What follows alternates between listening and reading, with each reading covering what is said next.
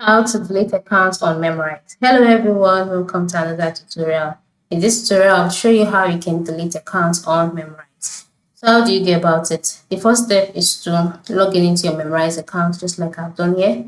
And once you are logged in, move to the top right corner of your screen, click on your profile icon, and then on the settings page, scroll down until you can see the option delete account, which is the last option before sign out. So click on delete account, and then you can see to assure the highest level of data protection, deleting your account to delete. Read through this, understand it, and click OK.